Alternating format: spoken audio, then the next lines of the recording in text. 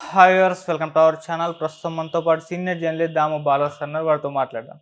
నమస్కారం సార్. నమస్తే. సార్, వేణుస్వామి గారు అండ్ వాళ్ళ భార్య వీణావాణి గారు ఇద్దరు కలిసి ఒక వీడియో రిలీజ్ చేశారు సార్. టీవీ5 మూర్తి గారి పైన సంచలన ఆరోపణలు అయితే చేస్తున్నారు. 5 crores డిమాండ్ చేశారు, మమ్మల్ని చంపేయాలని చూస్తున్నారు అన్నట్టుగా ఆయన మాట్లాడుతున్న వీడియో వైరల్ అవుతుంది ఇప్పుడు. అసలు ఏం జరిగింది, మరి టీవీ5 మూర్తి గారి పైన ఎందుకు ఈ విధంగా ఆరోపణలు చేస్తారు, మరి దానికి ఆయన రియాక్షన్ ఏంటి, మీరేం చెప్తారు సార్? గత కొంతకాలంగా టీవీ5లో మూర్తి విపరీతంగా వేణుస్వామిని టార్గెట్ చేస్తూ రకరకాల వీడియోలు చేస్తూ రిలీజ్ చేస్తున్నారు. సో అంటే డైరెక్ట్గా అతను ఒరే రారా నువ్వు తేల్చుకుందాం అన్నట్టుగా వేణుస్వామిని చేస్తూ అతను రకరకాల తాంత్రిక పూజలు ఇవన్నీ పూజలు చేస్తున్నాడు, కన్యల జీవితాలు నాశనం చేస్తున్నాడు, ఇలాగంతా మాట్లాడుతున్నాడు.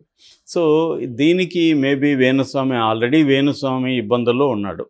ఆయన ఒకే ఒక జ్యోతిష్యం అనేది బాగా ఇబ్బందులకు తీసుకెళ్ళింది. ఖచ్చితంగా అతను తప్పు అయితే ఉంది. ఎందుకంటే ఎవరైనా నిశ్చితార్థం చేసుకున్న రోజే వాళ్ళు విడిపోతారని చెప్పడం కరెక్ట్ కాదు. గతంలో ఆయన చెప్పిన 10లో 2-3 కరెక్ట్గా జరుగుండొచ్చు, కానీ విడాకుల విషయంలో మనం 10 పెళ్ళిళ్ళు విడిపోతారని మనం చెప్తే అర్బన్ సెలబ్రిటీల విషయంలో ఖచ్చితంగా ఇద్దరైతే విడిపోతారు. సో ఆ ఇద్దరు 20% రేటింగ్ని సక్సెస్ రేట్ని పట్టుకొని నేనేం చెప్పినా కరెక్ట్ అంటే కుదరదు. ఎందుకంటే ఈయన చెప్పినవే అనేకం ఫ్లాప్ అయినాయి. లేటెస్ట్గా జగన్ మళ్ళీ అధికారంలోకి వస్తున్నాడు, ఇక్కడ కేసీఆర్ మళ్ళీ అధికారంలోకి వస్తున్నాడు, జరగలేదు కదా. అట్లాగే మన ప్రభాస్ విషయంలో సినిమాలు ఫ్లాప్ అన్నాడు, మరి కల్కి పెద్ద హిట్ అయింది కదా. కాబట్టి ఇలాగా ఆయన చెప్పినవన్నీ ఏ జ్యోతిష్యుడు అయినా ప్రపంచంలో జ్యోతిష్యం అంటేనే ఒక ప్రెడిక్షన్.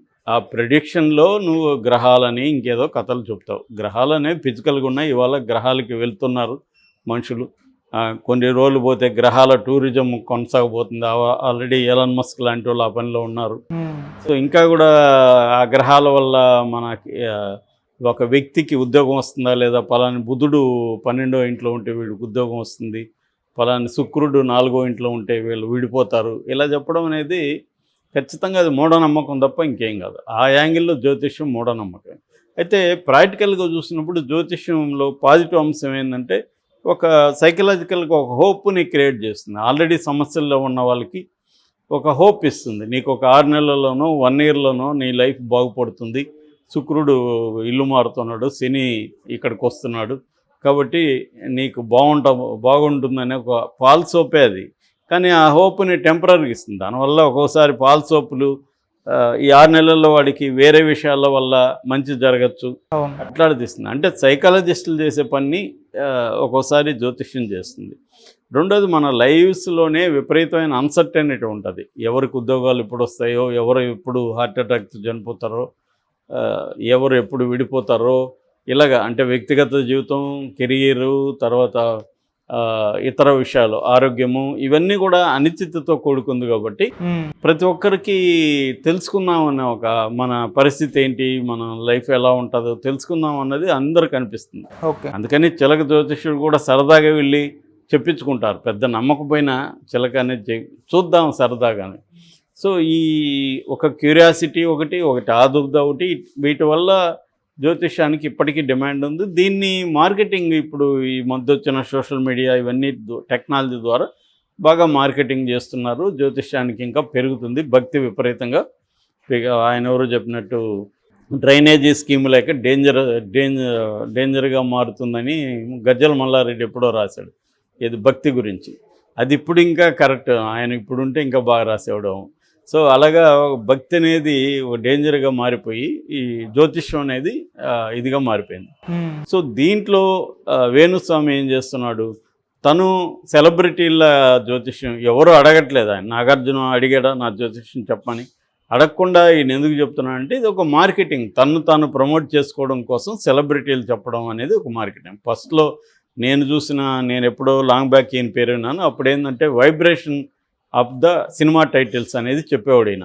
పలాని టైటిల్కి వైబ్రేషన్ ఉందా లేదా అనేది ఈయన చెప్తే ఆ టైటిల్ ఉంటుంది, పలాని టైటిల్కి వైబ్రేషన్ లేదంటే ఆ టైటిల్ ఉండదు. అలాగా వినాయక్ లాంటి డైరెక్టర్లు ఈయన దగ్గరికి వచ్చి టైటిల్కి వైబ్రేషన్ ఉందా లేదా అనేది అప్పుడు విచిత్రంగా సినిమా రంగంలో మాట్లాడుకున్నాడు. ఎవడో వేణుస్వామి అంట వైబ్రేషన్ అంట అని చెప్పేవాళ్ళు.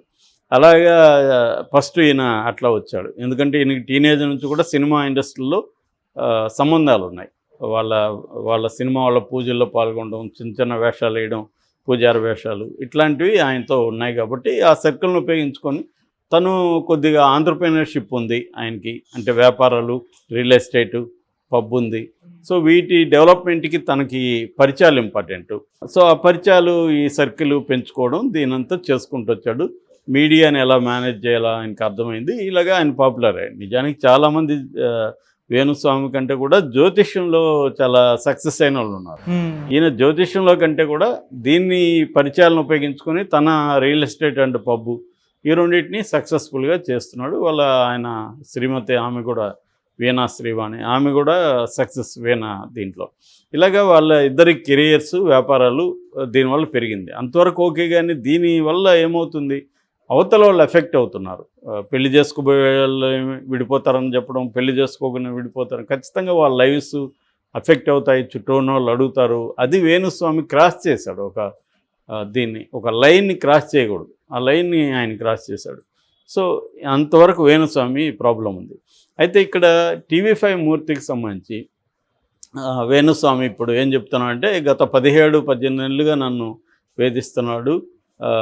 అంతకుముందు 2017 నుంచి కూడా మహా టీవీలో నుంచి కూడా నన్ను టార్గెట్ చేస్తున్నాడు. నన్ను 5 కోట్లు డిమాండ్ చేశాడు. 5 కోట్లు నేను ఇచ్చే పరిస్థితుల్లో లేదు. దాంతో నన్ను టార్గెట్ చేసి ఎవరెవరినో డబ్బులు ఇచ్చే వాళ్ళని జ్యోతిష్యం పిలిపించి నాకు యాంటీగా మాట్లాడిస్తున్నాడు అనేది అతని ఆరోపణ. ఇప్పుడు కొత్తగా భార్యాభర్త ఇద్దరు వీడియో చేశారు. మాకిద్దరికి ఆత్మహత్య శరణ్యం, దీనికి కారణం టీవీ5 మూర్తి అని వాళ్ళు చెప్పారు. దానికి టీవీ5 మూర్తి నిన్న మళ్ళీ ఒక వీడియో రిలీజ్ చేసి, నిజంగా నేను డబ్బులు డిమాండ్ చేసినట్టుగా ప్రూవ్ చేస్తే నన్ను రాళ్లతో కొట్టి చంపేయండి, ఒకవేళ నేను చనిపోయినాక ఇది చేసినా కూడా నా ఎముకలు పెట్టి ఇతను కరప్ట్ జర్నలిస్ట్ అని పెట్టండి అని. మామూలుగా టీవీ5 మూర్తిని ఎవరు కానీ చూస్తే ఇతను తెలుగు ఆర్నబ్ గోస్వామిలాగా అరుస్తుంటాడు అనేది అంటారు. దానికి అంత ఆవేశం ఆ ఛానల్కి అవసరం లే. ఆయన ఏమైనా ఇండిపెండెంట్గా ఉంటే పర్లే. అదే తెలుగుదేశం ఛానల్ అందరికీ తెలుసు. తెలుగుదేశంలో ఛానల్లో కూర్చొని నేను ఆబ్జెక్టివ్గా ఉంటాను, నేను దేశం కోసం మాట్లాడుతా ఉంటే ఎవడు నమ్మడు. అందువల్ల ఆయనకి ఆ క్రెడిబిలిటీ లేదు. మూర్తి అనే వ్యక్తికి తెలుగుదేశం ఛానల్లో కూర్చున్న వ్యక్తికి క్రెడిబిలిటీ ఏముంటుంది? తెలుగుదేశం సర్కిల్లోనే క్రెడిబిలిటీ ఉంటుంది, బయట వాడి దగ్గర ఉండదు కదా. ఎందుకంటే ఆబ్జెక్టివ్గా ఉండలేడు కదా అతను. సో అతను ఉండడు కూడా. అతను ఇదంతా కూడా తెలుగుదేశానికి అనుకూలంగా ఉండే ప్రోగ్రాంలు ఎక్కువ చేస్తాడు మెజారిటీ. కాబట్టి అదేమి ఉండదు. సో వేణుస్వామి దగ్గర డబ్బులు తీసుకున్నాడా, అడిగాడా లేదనేది మనం నిర్ధారించలేం. కానీ ఎందుకు ఇంత టార్గెట్ చేసి వేణుస్వామిని చేయాలి?